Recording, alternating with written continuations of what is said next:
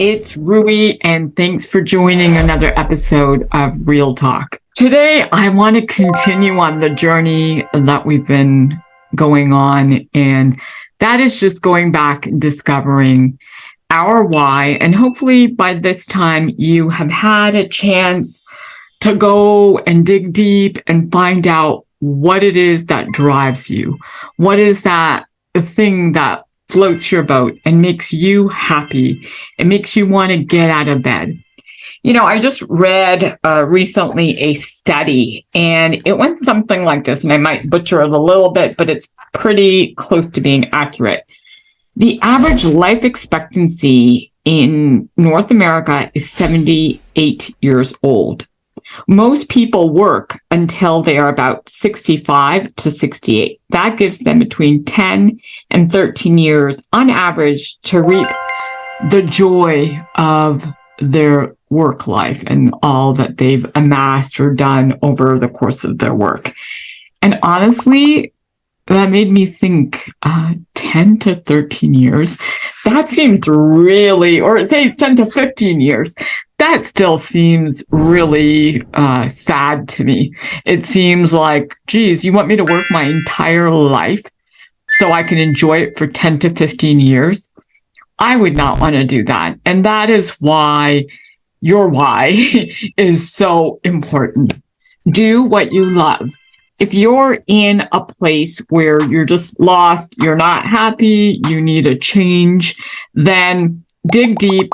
Hopefully you found out your why and you are able to really enjoy waking up every day and enjoy just reaping the benefits of what it is that you want to do. And that could be anything. That could be from sales to working for a nonprofit. There's several things that people can do, and everything's going to be different for different people. But if you've been thinking about getting into sales and, you know, specifically real estate, then I am your gal. I can help you and go through some of these different things of why I chose what I chose. As many of you know, I've had a very fruitful career, both in the corporate world. I started out quite young in the corporate world, and I got to work through the corporate world while I was in University of Toronto in Canada. And I got to see a lot of growth, and I started making some very good money and in good positions because that was just what I did. And as I got to know myself and got to know what it is that I wanted, my why, I did a very big career shift or change when I moved out to California. I was in the corporate world. I was doing real estate part-time when I left Canada. And I was in the corporate world. I was with Costco. I had originally been a Price Club employee, for anyone who remembers Price Club. And through my high school, through college, and the beginning of grad school, I continued with Costco. And as I continued with Costco, I went all the way through marketing and moved up fairly high up the ladder. I was offered an opportunity to work in Quebec, and I just did not want to do that and move up into more of a VP position. Chose not to do that, got transferred out to some locations in California, worked with some people that I very quickly realized I did not want to work with. And that's, you know, that's kind of a future episode of the podcast. If I share some of the things, you guys would be shocked. But we're going to go back to that. But it was kind of a low in my life. I wanted to have a baby. I was not getting pregnant. I was totally stressed out. I was kind of at my bottom. I was, you know, working very hard. I moved to California. Like I said, I was working these 14, 16-hour shifts and days because I didn't realize that the work ethic in California or the US was very different from that of Canada. You see, in Canada, you went to work 8, you were usually done by 5. When I moved to California, I realized if I got to work at 8, then I better work till like at least 7 or 8, because all these people around me feels like they have nothing better to do than work. And it really quickly became something I did not want to do. For me, I didn't live to work. I worked to live. And let me repeat that. I did not live to work. I worked to live. Working, bringing home income was just a small part of my life, especially to make ends meet in California. And I felt like everyone around me was really living to work. And that was just so opposite of my thought process. And for anyone who knows me and has worked with me, they know that when I work, I work. I give it my all. But I don't plan to do that for 12, 13 hours a day. That, to me, is ridiculous. And so I guess, and that's just not in the retail, environment that I was in. I was actually in the corporate environment in retail as well. But I worked merchandising, which was not what I had originally done in Canada. I was marketing always. And I moved to merchandising, and I worked a very strange hour around 4:00 in the morning, where I would literally tell the people where we would be positioning products at Costco. And then I would walk with a lot of people, and literally the day went from 4:00 in the morning. If I left at 6, I was lucky, which was completely ridiculous. So now that I reflect, what I have done is learned that is just not who I am. And that's because I dug deep and found my why. So like I said, I work to live, meaning I'm not driven by money. I am driven by being able to enjoy every day of my life with my priorities in my life, which are my top 5, my faith, my family, my friends, my fitness, and my finance. So if you have done your homework and you kind of have an idea of what your why is, then we are one step closer to figuring out where you're going on your journey and what it is that you want to do. I chose to leave this corporate world. I left Costco for another large company named IKEA. Loved IKEA. It was an amazing environment. They were great. And guess what? I've been trying to get pregnant for like 5 years. And the day after I left Costco, I got pregnant. I was working at IKEA, and I loved it because the stress had gone down and I was actually happy. And, I love shopping at Costco, so I'm not knocking Costco, but it was not the right environment for me. And I spent a good 16, 17 years at Costco because I started very, very young there. So at the end of the day, I moved to IKEA. I worked with some fabulous people. They were actually normal with their work-life balance, more so than at my experience with Costco. And I got to work with the people in Europe, including Ingvar Kamprad. And it was wonderful. It was such an experience, something that I loved. But I got pregnant, and I had been wanting this baby for such a long time. Me and my husband had been. And so I decided that once I had my baby, I was going to leave the corporate world and work for myself. And so while I was pregnant with my son, I decided to take my real estate license and get my real estate license. I am the firstborn of immigrant parents, who I watched perfect the respective roles. And they are somehow, still in my head. My dad was an original IBM employee. And he actually still, I still see pictures of him where he was in rooms with these extremely large computers. And his big why was he had a young wife and a family to provide for. And he had siblings all living in India. And he wanted to be able to sponsor them so they could all live the American dream. So he left IBM and he pursued a career in sales. He first started working with a corporate company in Canada, and he did very well with that corporate company. And he actually went so far as to become the vice president of sales for that company. And as he continued to grow, he realized that the whole business of what he was doing was starting to fade out as technology was progressing. And then he decided that he was going to pivot his career, and he got into commercial real estate. And my dad was a very, very hard worker, and he got into commercial real estate and he became the number one agent. And a funny story, used to charge 10% commission. I didn't know any better when I was working with him part-time. I thought 10% was the norm.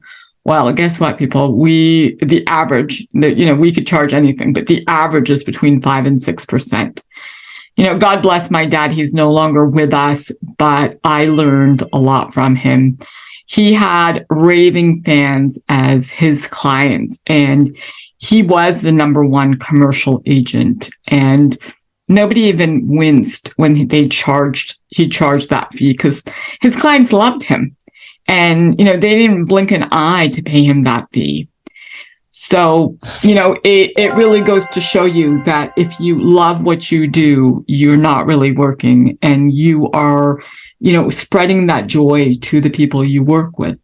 My mom, on the other hand, was a stay-at-home mom. And, as we grew up, she was the one who would drive us everywhere to all the different activities they had us enrolled in. We were in piano, we were in horseback riding, we were in swimming, you name it, we were in it. And on top of that, we would be reviewing different Arabic. And she would be, she was that mom. She was that stay-at-home CEO of the house kind of a woman who we would have fresh baked cookies and gourmet meals. And, God bless my mom. She's still with us. And in fact, she's going to come visit me soon from Toronto. But she created this role for us, for her daughters, that essentially was, if you are the woman of the house, the mother, the wife, it's your responsibility to take care of your household. Now, that might come across very sexist, but I could tell you, knowing my mother, she's never been like that. Actually, we've had a lot more freedom and liberty than a lot of my friends of the same background. And that privilege that they gave us, we never took advantage of that. We actually held it very close to us and knew and were grateful that our parents trusted us to do whatever and make the right decisions in life. And so I often say, because of my upbringing, I learned to be every woman. I learned to balance both my career as well as, do things for my family. But one thing that didn't work so well for me was I realized that I became more of a people pleaser.